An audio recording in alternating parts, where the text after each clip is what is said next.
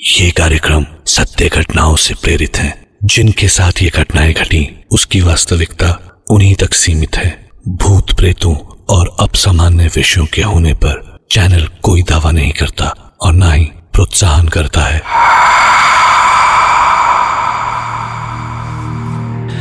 हम इंसानों को लगता है कि हम इस दुनिया को समझ गए हैं। हमने अपनी साइंस से इसकी गुत्थियां सुलझा ली हैं, पर जब भी हम ऐसा सोचते हैं, ये दुनिया कुछ ऐसी नई पहेलियां हमारे सामने रख देती है जो फिर से इंसानी समझ को छोटा साबित कर देती है। क्यों हमें उन पुरानी हवेलियों में जाने से मना किया जाता है? क्यों कहा जाता है कि दिन ढले पुराने कब्रिस्तान वाली सड़क से मत गुजरना? बड़े बूढ़ों की कही सारी बातें मिथ्या या मिथ हैं, या वाकई उनमें कोई राज छिपा हो सकता है? सोचिए। मैं डॉक्टर नागर, पेशे से मनोवैज्ञानिक और पैशन से ह्यूमन माइंड का फैन, हर रात आपके पास लेकर आता हूं मुझसे मिले कुछ लोगों की आप बीती, कुछ घटनाएं जिन्हें सुनकर आप सोचने पर मजबूर हो जाते हैं।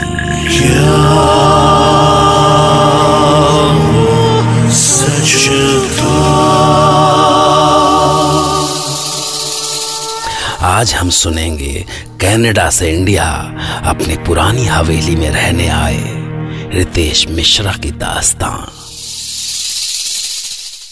मैं उन दिनों कनाडा में जॉब करता था। 10 साल हो गए थे मुझे वहां पे।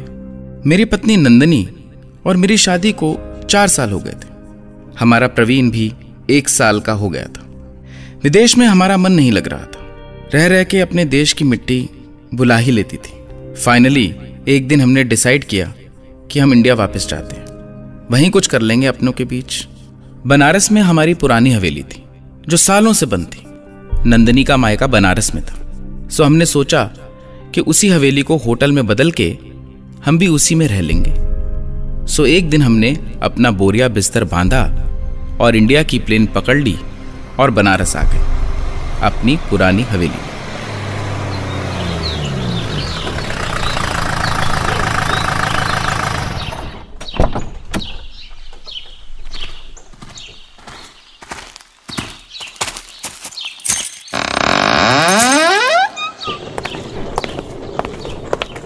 तो कैसी लगी हमारी हवेली तुम्हें? गंदी। उफ, कितनी धूल है यहाँ पे। पर कल ही तो सफाई खत्म हुई है।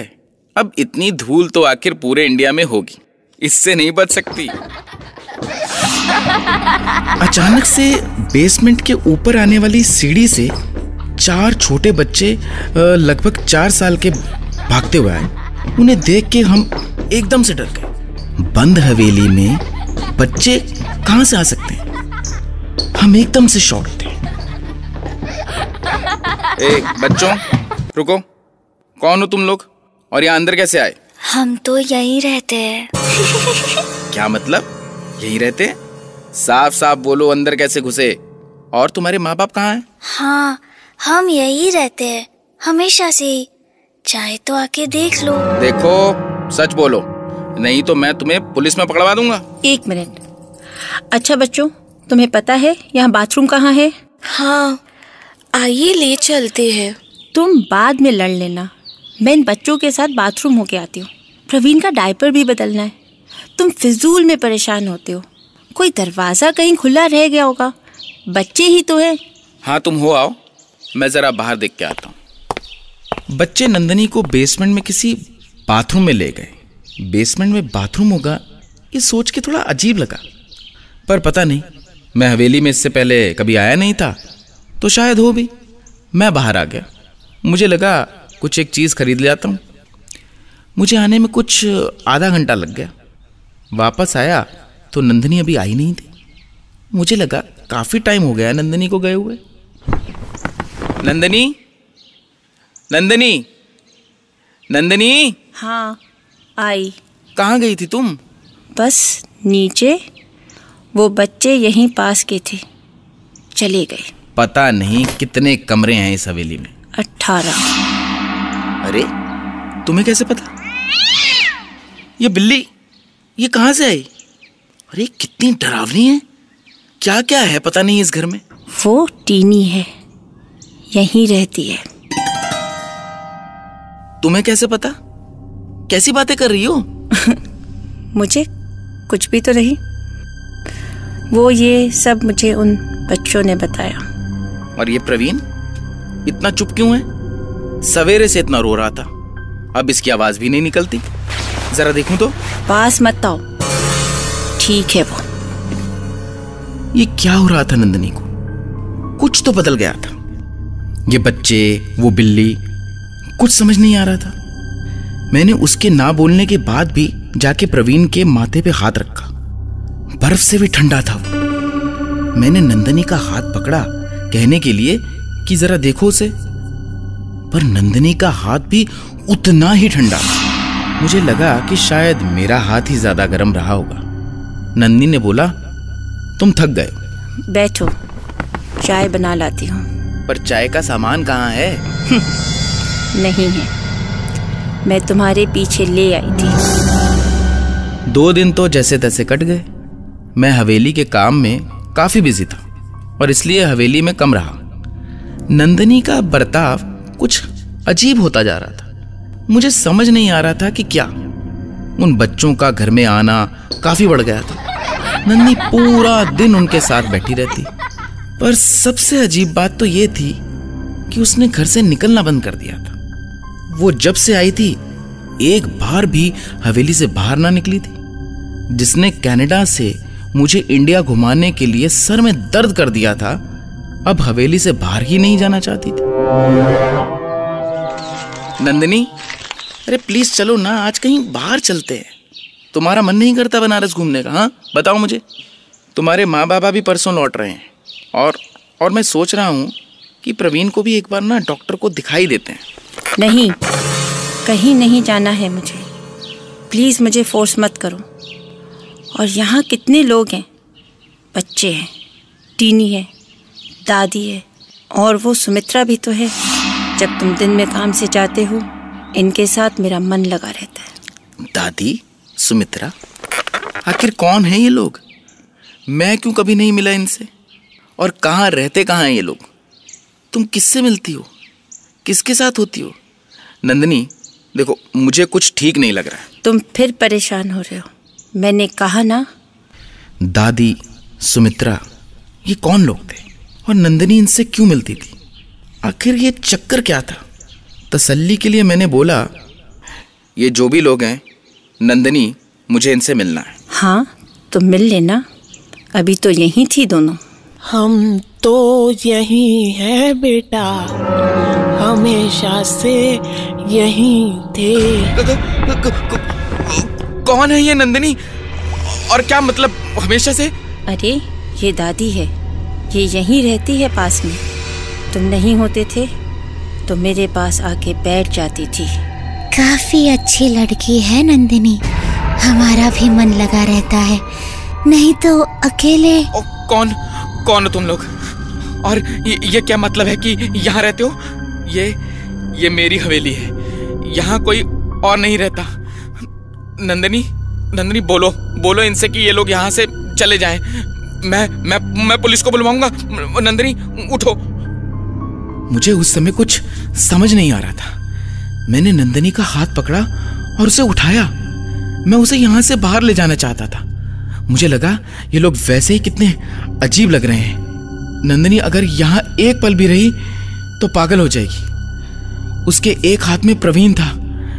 मैं उसका हाथ पकड़कर उसे बाहर ले जाना चाहता था। नंदिनी चलो यहाँ से। नहीं ले जा पाओगे। अब वो कहीं नहीं जाएगी। हमारे साथ यही रहेगी।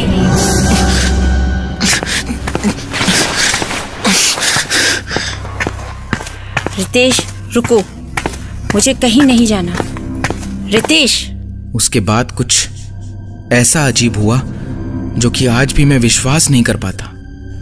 मैं जैसे ही नंदिनी को खींचकर बाहर के दरवाजे तक लाया, वैसे ही अचानक उसका हाथ मुझसे छूट गया। मैंने पलटकर देखा तो वो प्रवीण के साथ अंदर वाले दरवाजे पे खड़े थे। मेरा सर चकरा रहा था कि आखिर ये हो क्या रहा था और ये हो भी कैसे सकता था। It's not possible. तभी एक आवाज आई, भगवान बम बोले, बेटा हवा को नहीं पकड़ते, वो कभी हाथ नहीं आती। आप कौन हैं? मेरा नाम परमहंस है। मैं एक योगी हूं। जिस सवाल को लेकर तुम परेशान हो उसका जवाब है मेरे पास। मैं बाहर आया। बाबा वहीं खड़े थे। एक अजीब सी शांति थी उनके चेहरे पे। मैं उनके सामने रो पड़ा। मैंने कहा, बाबा ये क्या हो रहा है? क्या हो क्या गया है नंदिनी को? और अभी जो ये हुआ। बेटा सत्य वास्तविकता से भी ज्यादा भयानक है। मैं जो कह रहा हूं उसे ध्यान से सुनना। बेटा तुम्हारी पत्नी और बच्चा अब जीवित नहीं है। उन्हें मरे 4 दिन हो चुके हैं।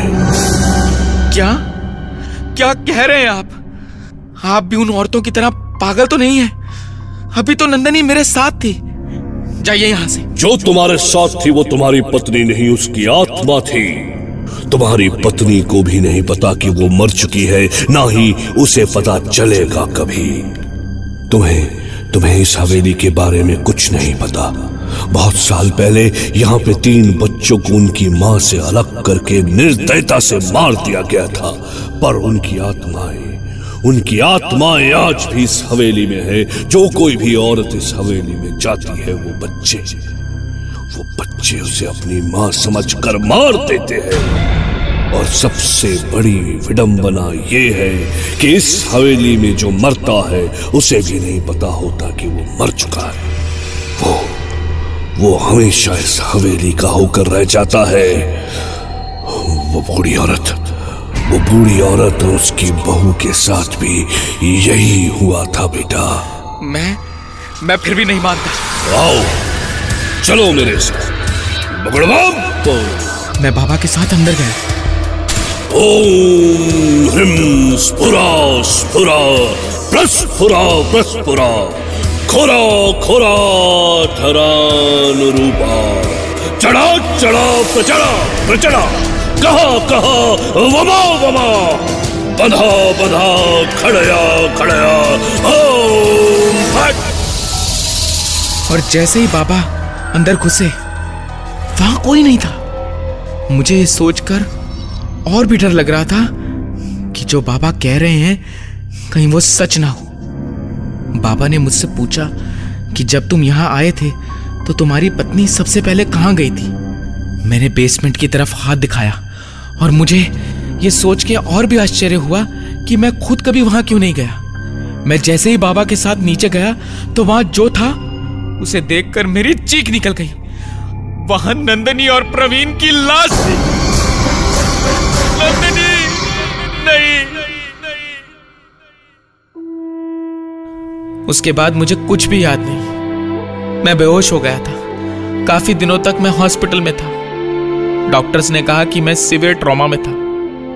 नंदिनी और प्रवीण की अस्थियां मेरा इंतजार कर रही थी। मैं उन्हें वहीं गंगा में विसर्जित कर कनाडा वापस आ गया।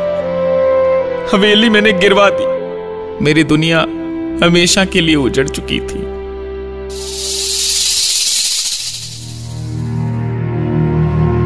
सवाल है कि जो कुछ रितेश ने बताया वो कैसे मुमकिन हो सकता है, पर साक्षी को प्रमाण की जरूरत नहीं होती।